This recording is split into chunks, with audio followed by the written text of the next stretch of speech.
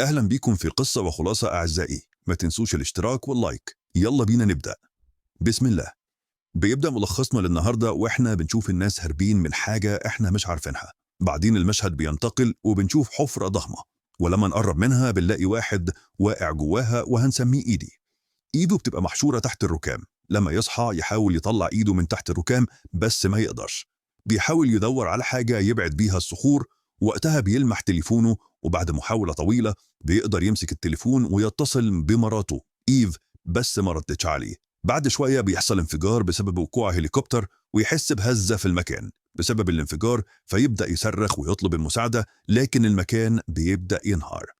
بسرعة يمسك حديدة ويحاول بكل قوته يطلع إيده وبينجح. بيروح ناحية ممر ويبقى متصاب إصابة خطيرة في بطنه، وبرغم من الإصابة دي بيكمل يمشي جوه الممر تاني. ما يكملش خطوتين تلاتة بيلاقي صوت مخيف، وبعدين يلاحظ آثار دم ويبدأ يلحق الآثار لحد ما يلاقي شنطة. ولما يفتح الشنطة يلاقي جواها مسكن وكاميرا بتشتغل بالرؤية الليلية.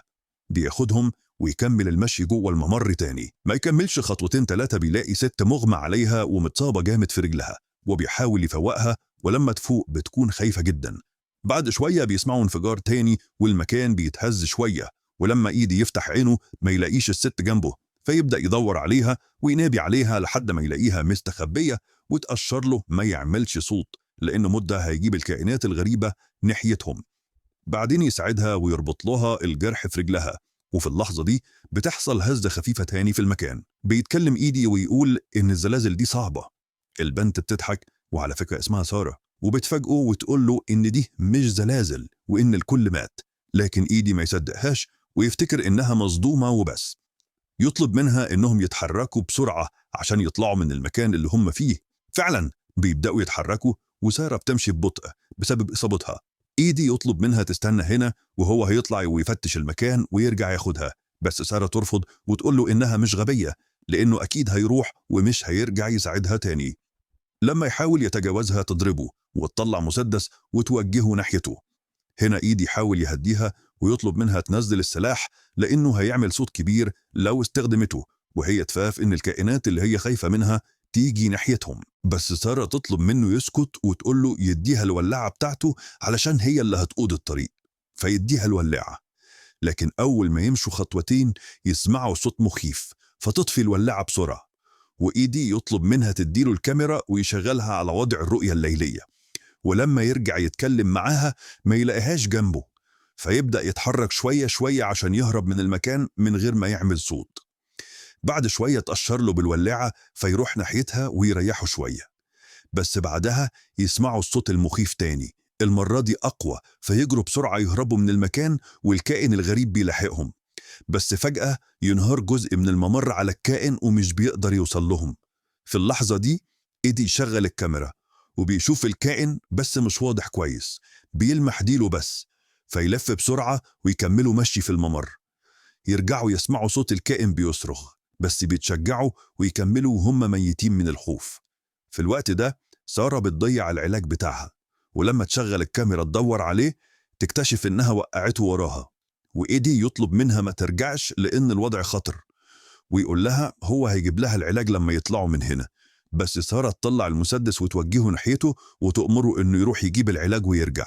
وفعلا إيدي ينجح إنه يجيبه، ولما يرجع له يديهولها ويطلب منها تحكي له كل اللي تعرفه. فتقول له إن الكائنات دي قتلت أختها أمبر بطريقة وحشية، وهي الوحيدة اللي قدرت تهرب بالعافية. بعدين يرجعوا يتحركوا جوه الممر لحد ما يدخلوا ممر ضيق، وساعتها يلاحظوا الكائن بيحفر فوقهم على طول. بعد شوية يشوفوا ضوء ويفرحوا جدا لأنهم فاكرينه ضوء النهار، ويفتكروا إنهم خلاص هيخرجوا من المكان. لكن الصدمة لما يوصلوا يكتشفوا إنه مجرد ضوء مصباح يدوي. ولما يكملوا شوية بيتصدموا بجثة واحد مرمية هناك، ولما يفتشوا هدومه يلاقوا سكينة، شوية فلوس وكحول، فياخدوهم. إيدي يستغل الكحول وينظف جرحه بيه ويستعدوا يكملوا مشي. لكن فجأة الراجل اللي كانوا فاكرينه ميت يصحى ويمسك رجل إيدي. بيتخضوا منه والراجل يبدأ يصرخ ويطلب المساعدة، وده بيخلي الكائنات تسمعه فعلا. يوصل واحد منهم بسرعة فيطفوا النور فورا ويشغلوا الكاميرا، ويتصدموا لما يشوفوا الوحش بيهجم على الراجل. ولما الكائن يبعد يكملوا مشيهم بحذر، والمكان بيبقى ضلمة جدا. فسارة تشغل الكشاف اليدوي اللي معاها وتكمل الطريق. بس بعد شوية تبدأ تكح دم لكنها تخبي عليه وتكمل. لكن إيدي يلاحظ إنها تعبانة فيطلب منها تستريح، بس سارة ترفض وتقول له مستحيل، طول ما الكائن ده ورانا مش هنقف أبدا. وبعد شوية مشي كده بيظهر وحش، وإيدي بيخلص عليه بالسكينة اللي كانت مديتها له سارة. سارة بسرعة بترجع علشان تطمن عليه وتكتشف إنه اتجرح شوية في إيده، فبتطلب إنه يرتاح بس وهو بيصر إنه يكملوا طريقهم.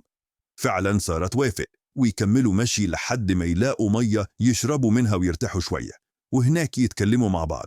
بنعرف إن إيدي فقد ابنه مايكل من 6 شهور لما بيتهم اتحرق، وده السبب اللي مخليه ما يبقاش بيشرب خمرة، لأنه وقت الحريق كان سكران ومقدرش يعمل حاجة عشان ينقذ ابنه. بعد شوية يواصلوا مشيهم في الممر لحد ما يوصلوا أوضة فيها باب وممر صغير مليان جثث، وفوقهم على طول مخرج صرف صحي. بيحاولوا يفتحوه بس مش بيقدروا، وبعد شوية يسمعوا صوت رصاص كتير، يكتشفوا إن الجيش بيقاتل الكائنات دي. بسرعة إيدي وسالي يصرخوا يطلبوا المساعدة، ولحسن الحظ في جندي بيسمعهم وبيبلغ القائد بتاعه وبيطمنهم إنه هيحاول ينقذهم. بس قبل ما يلحقوا يفرحوا الكائنات تهجم على الجنود وتخلص عليهم، والوحش يلمح إيدي وسارة وينزل ناحيتهم، لكن بيكون في حاجز حديد تبع الصرف منعه يوصل لهم. بعد محاولات كتير الوحش ينجح يكسر جزء من الحديد اللي كان بيمنعه، وساعتها سارة بتنهار وتفقد الأمل في النجاة. لكن إيدي شجعها ويقول لها إن لسه في أمل وإنهم ممكن ينجوا لو دخلوا الممر الصغير ده. فعلا يدخلوا الممر ويفضلوا يتحركوا لحد ما يوصلوا أوضة مليانة مية. فنزل إيدي بسرعة وفضل يدور على مخرج من هناك، وفعلا قدر يلاقي واحد. بعدها طلب من سارة تنزل عشان يعبروا لجهة تانية، وبسرعة سارة طلعت الكاميرا بتاعتها وأخدت كارت الميموري اللي جواها، ونزلوا المية فالأول مرة سارة، ونجحت إنها توصل للطرف التاني، ونزل وراها إيدي. وكان الأمر صعب عليه حبتين، وخاصة لما الوحش كان في المية ومرة جنبه. وبعد شوية سارة توجه النور ناحيته وتمد إيدها عشان تساعده ويطلع، والحمد لله نجحوا هنا الاتنين. بعد شوية المصباح اللي عندهم بينطفي، وفي اللحظة دي يشوفوا ضوء من أشعة الشمس ويروحوا ناحيته. ولما يكونوا هيطلعوا بيبدأ المكان يهتز، ويطلع لهم وحش من الكائنات الغريبة اللي هجمتهم، ويطلع لهم في النص ويقطع عليهم الطريق للخروج من الحفرة اللي هم فيها. وقبل ما يهجم عليهم يسمع صوت تاني فيسيبهم يروح ناحيته، ويكمل إيدي وسارة المشي لحد ما يوصلوا ناحية الحفرة اللي طلع منها الوحش. وهناك يسمعوا صوت الناس وهم بيصرخوا، بس بيتشجعوا ويكملوا طريقهم بصعوبة. وقبل ما توصل سارة للمغرب تموت بسبب مرضها والتعب الشديد، ويحزن إيدي كتير عليها. والمشكلة إن المكان بدأ يهتز ويقع، وإيدي مهما حاول يحرك سارة ما قدرش. والمصيبة بتكبر أكتر لما يسمع صوت الوحوش وهي بتقرب من مكانهم. وبعد تفكير طويل قرر ياخد الحاجات اللي كانت مع سارة بعد ما ماتت، ولما ماسك إزازة الخمرة اللي معاها قرر إنه يحرقها ويتخلص من جثتها. لكن ده كله كان مجرد خيال في عقله، الحقيقة إنه ما قدرش يعمل كده. طلع تليفونه وفضل يتفرج على فيديو ليه مع أولاده والدموع في عينيه. بعدها بدأ يتكلم مع سارة وكأنها لسه عايشة، وقال لها الحياة جميلة خصوصا لما يكون عندك عيلة وأولاد، بس لو كانوا بعيد عنك بتبقى حياة وحشة جدا. وفي لحظة ضعف مسك السلاح وحاول ينتحر وهو بيبكي وبيعتذر، ولما ضغط على الزناد اكتشف إن السلاح مزيف، فصرخ بقى علق صوته من القهر. بعد شوية جزء من التربة انهار، وده خلى الشبكة ترجع لتليفونه، وبدأت توصله رسائل من مراته. من خلال الرسائل دي عرف إن المخلوقات دي طالعة من تحت الأرض، وإنها لما تتعرض لضوء الشمس بتكبر في الحجم. وكمان عرف إن مراته وأولاده مستخبين في قبو البيت، وطلبت منه يرجع لهم لأنها والعيال محتاجينه. الكلام ده خلاه يستجمع نفسه من جديد وقرر يقاتل علشان يعيش. شغل مزيكا من تليفونه وحطها في بنطلون سارة، وبعدها رجع يتخفى هو. ولما اشتغلت المزيكا طلع الكائن الغريب وسحب سارة لجوه الحفرة، ووقتها الطريق بقى مفتوح قدام إيدي عشان يخرج من تحت الأرض. فعلا بدأ يتحرك وحاول يعدي من فوق الحفرة اللي طلع منها الكائن، لكن الأرض بدأت تهتز من تاني وإيدي كان هيقع. وفي آخر لحظة مسك في جذع شجرة وقدر ينجو. ولما قرب يوصل للمخرج فجأة الكائن ده يطلع له ويمسكه من رجله، لكن إيدي بسرعة يمسك إزازة الخمرة ويرميها عليه، وبعدها يرمي الولاعة فتنفجر الإزازة وتولع في الكائن وفعلا يخلص عليه. بس للأسف إيدي يتصاب إصابة جامدة في رجله ويحاول يطلع من الحفرة، وساعتها يسمع صوت أولاده بينادوه، ولما أخيرا يخرج، الصدمة إنه يلاقي نفسه واقف وسط بيض الوحوش دي، ووراه وحش ضخم جدا بيظهر له وراه فجأة. لحد هنا ينتهي ملخصنا الفيلم النهاردة، وإن شاء الله يكون في جزء تاني للفيلم ده. وعلى كل حال يا عزيزي المشاهد، لو عجبك ملخص النهاردة ما تنساش تعمل لايك وتشترك في القناة وتفعل الجرس عشان توصلك كل القصص الجديدة أول بأول. استناني في قصة وخلاصة جديدة قريب جدا، وساعتها كالعادة هنعيش مع بعض فيلم جديد من زاوية مختلفة. سلام.